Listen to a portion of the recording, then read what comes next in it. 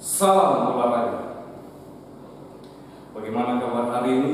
Semoga tetap sehat dan tetap semangat melaksanakan pembelajaran di rumah. Anak-anakku sekalian, pertemuan awal pembelajaran PJOK di semester 1, khususnya kelas 6, sebelum kita masuk di pembelajaran, perlu Pak Guru sampaikan dan perlu Pak Guru berikan gambaran bagaimana teknik pada saat kita melaksanakan pembelajaran ini.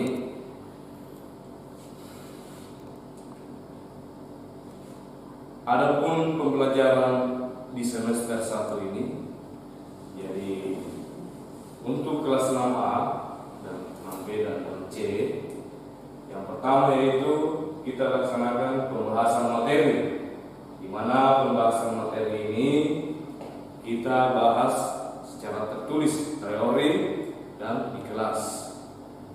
Kemudian yang kedua,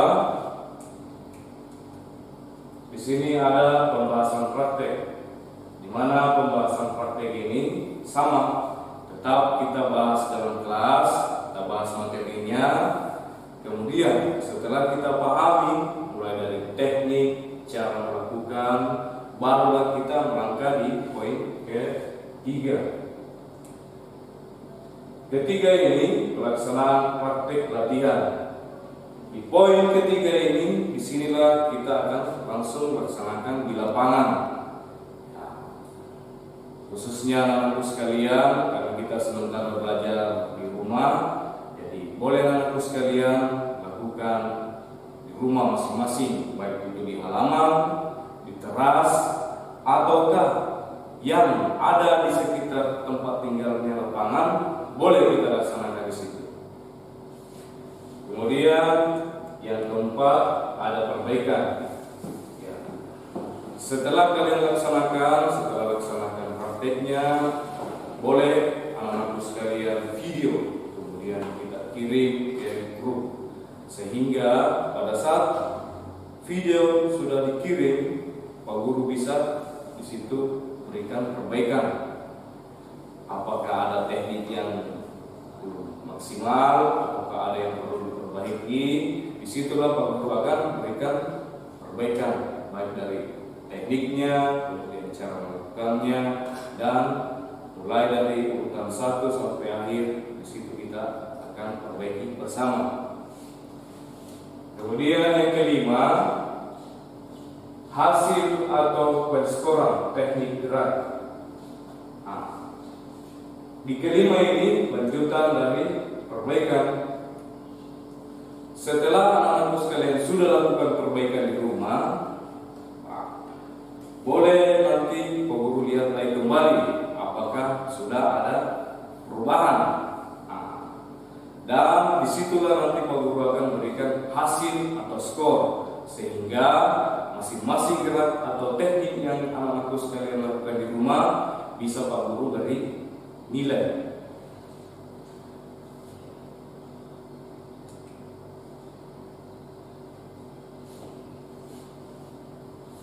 Baik anak-anakku sekalian, kita lanjut. Adapun materi yang akan kita bahas 1 semester ke depan ini, yaitu diantaranya pertama, 1 ada permainan bola basket mini. Di mana permainan bola basket mini ini kita akan bahas sarana dan prasarana. Jadi banyak sekali sarana dan prasarana, termasuk di lingkungan sekolah kita itu sudah ada tersiap dan sudah bisa kita gunakan apabila sudah kita kembali belajar di sekolah. Kemudian ada variasi dan teknik dasar. Di sini ada variasi dan teknik dasar.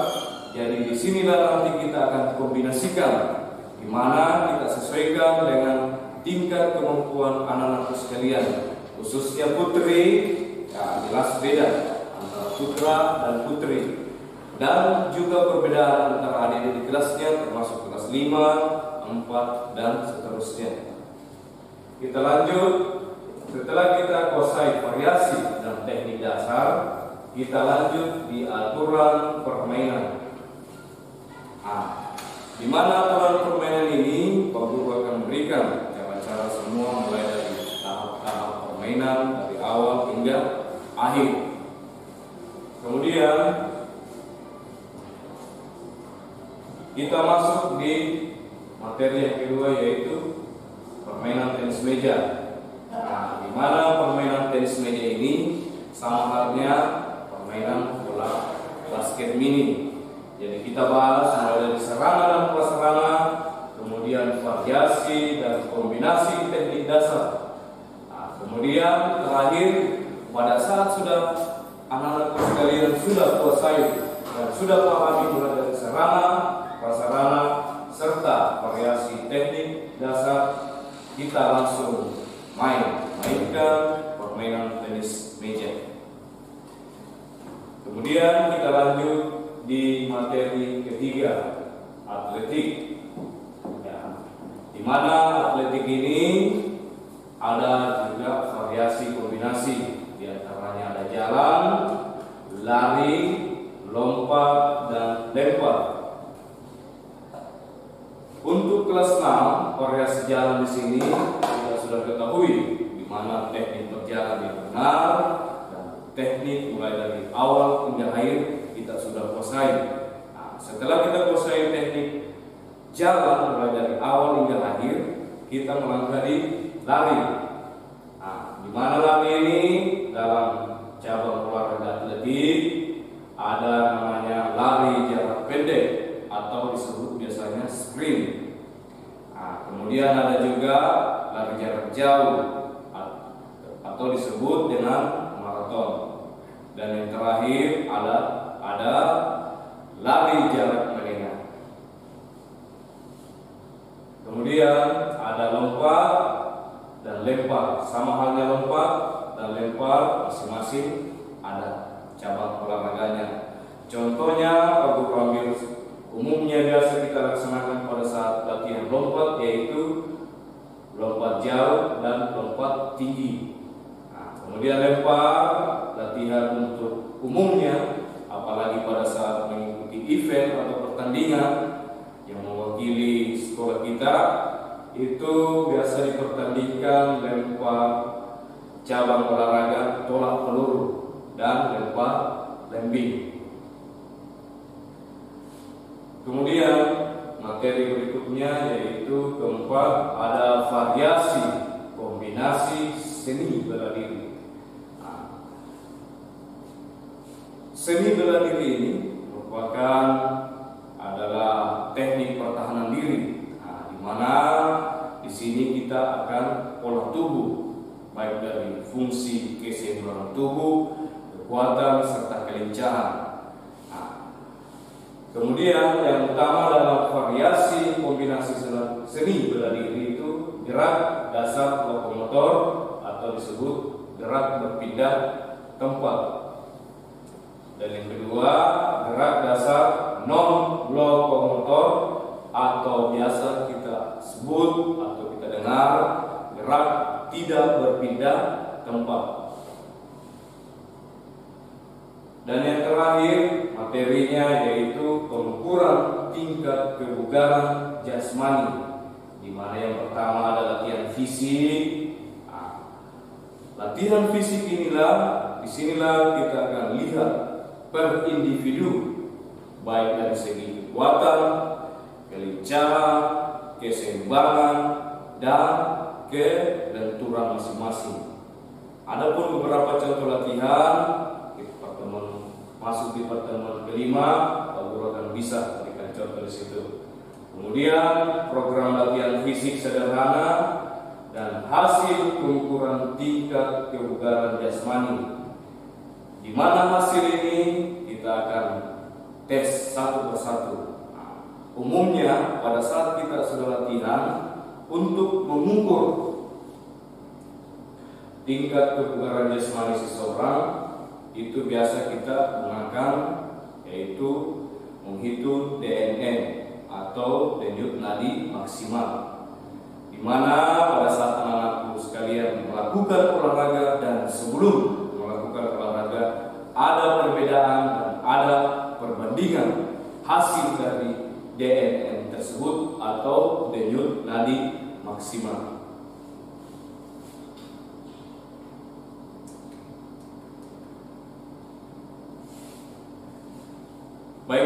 sekalian, itulah materi selama semester 1 ke depan. Jadi kita akan masuk materi pertama, yaitu permainan bola basket mini.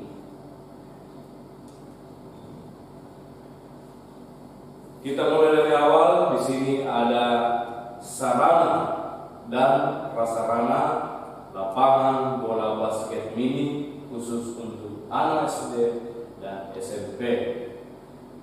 Umumnya kita akan ketahui di mana posisi panjang dan di mana posisi lebar serta tinggi tiang yang digunakan khusus untuk kita di SD. Adapun panjang lapangan bola basket mini ini yaitu berkisar 18 meter. Kemudian lebarnya ada 9 meter. Kemudian untuk jari-jari lingkaran untuk shoot di situ ada 4 meter dan jarak dari shoot kering yaitu 1 meter. Dan kemudian lingkaran tengah di sini ada 4,5 meter. Dan yang terakhir, tinggi tiang yang kita gunakan adalah 2,3 meter.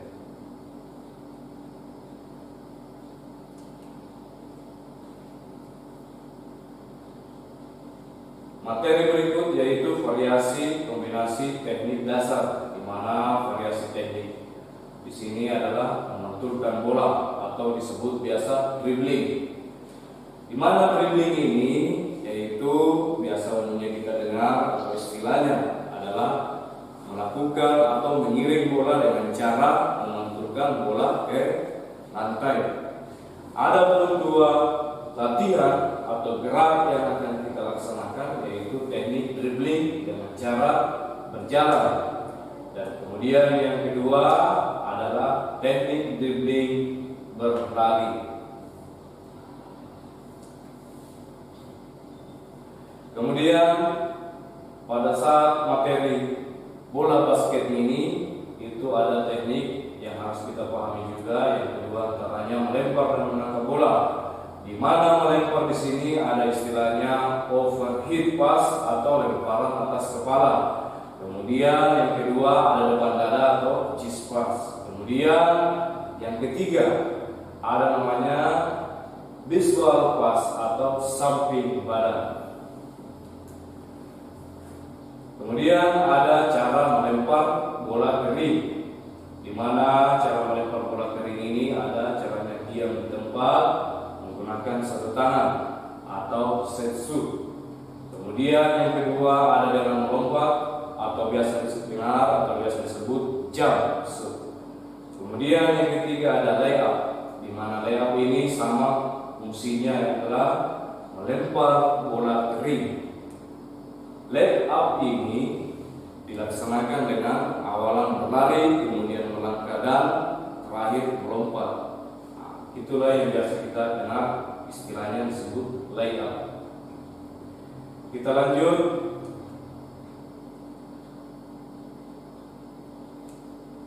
Masuk di pembahasan materi pertama hari ini, yaitu variasi dan kombinasi teknik dasar. Di sini cara atau teknik memantulkan bola atau dribbling. Baik anak-anak sekalian, silakan diperhatikan baik-baik. Ini cara teknik pada saat kita laksanakan praktek di lapangan. Jadi poin-poin mulai dari poin pertama hingga akhir silakan disimak baik-baik, karena nanti kita akan aplikasikan dengan cara praktek lapangan.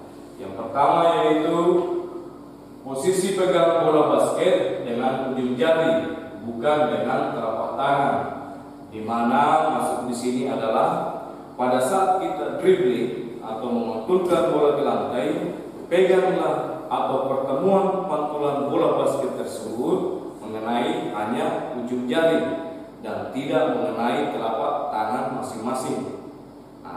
Apabila pada saat dribbling anak-anakku sekalian menyentuh telapak tangan, itulah yang biasa dikatakan fold atau double. Bahkan sangat terdengar jelas pada saat kita melakukan kesalahan fold. Biasa terdengar kedengaran bunyi pak seperti itu. Kemudian yang kedua, rendahkan sikap badan. Maksudnya di sini rendahkan sikap badan, yaitu posisi badan agak condong ke depan atau bungkuk. Nah, di mana pada saat dribbling posisi badan kita tidak berdiri posisi dalam tegak, tapi agak bungkuk. Kita lanjut yang ketiga, pantulkanlah bola basket ke lantai. Dribbling, pantul, di mana posisi pada saat bola pantulan dari lantai itu usahakan tidak melewati dada atau bahu. Nah, sehingga pada saat kita dribbling atau memantulkan bola itu tidak terlalu istilahnya sulit untuk menguasai atau mengontrol dribbling tersebut. Contoh, Pak Guru kasih, pada saat dribbling arah bola pantulannya terlalu tinggi, bahkan melebihi atas kepala, jelas anak-anakku sekalian pasti sulit untuk menguasai bola tersebut. Nah, bahkan kadang terkesan bahwa dikejar atau lari. Nah, jadi pada saat dribbling usahakan hasil dribbling atau pantulan bola ke lantai itu rata bahu atau dada. Oke, kemudian kita lanjut. 4. Pertahankan posisi tangan Anda tetap di atas bola. Oke, sama seperti tadi, posisi tangan jelas pada saat dribbling di atas bola. Nah, bukan berada samping bola memegang, bahkan memegang bersamaan dua tangan. Disitulah kesalahan apabila ada yang memegang bersamaan dengan menggunakan dua tangan. Tapi pada saat dribbling gunakanlah satu tangan dan perkenaan bola berada di atas. Kemudian jaga pantulan bola tetap rendah atau bahu di bawah dada bisa. Kemudian 6. Jaga pandangan agar tetap ke depan.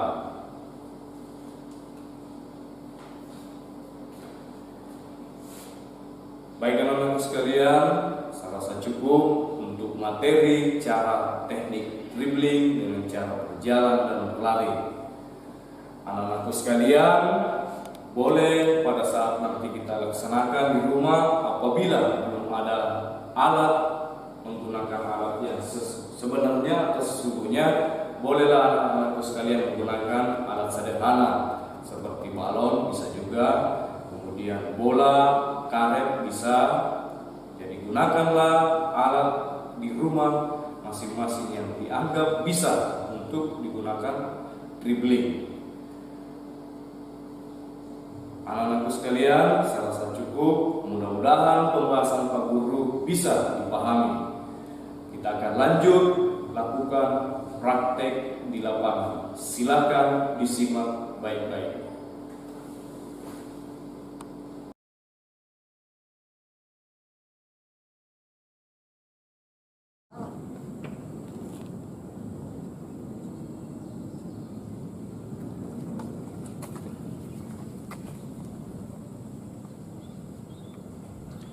Baik anak-anakku sekalian, setelah menyimak penjelasan Pak Guru di kelas tentang materi dribbling, adapun Pak Guru akan berikan langsung dengan cara praktek, yaitu mendribbling dengan cara berjalan, kemudian yang kedua dribbling dengan cara berlari. Baik, silakan simak baik-baik.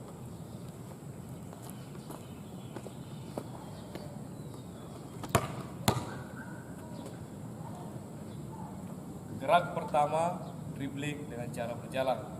Ingat, pada saat dribbling, posisi badan menghadap arah jalur atau lintasan ke depan.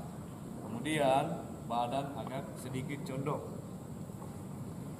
Silakan diperhatikan, saya akan berikan contoh.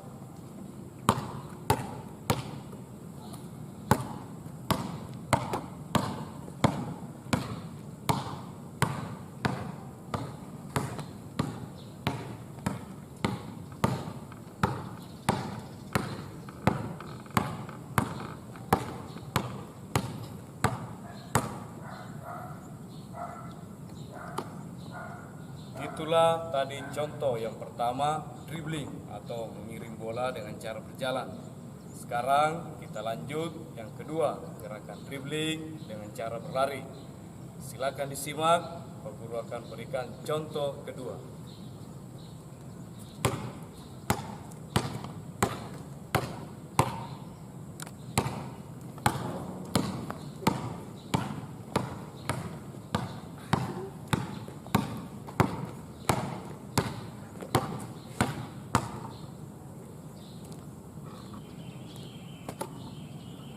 Itulah tadi dua contoh gerakan dribbling, di mana yang pertama Pak Guru sudah berikan contoh dengan cara berjalan, kemudian yang kedua dengan cara berlari. Anak-anakku sekalian, silakan lakukan cara dribbling tersebut dengan cara menggunakan alat sederhana. Boleh apapun yang ada di sekitar kita, gunakan apabila tidak memiliki bola. Terima kasih. Selamat. Salam olahraga.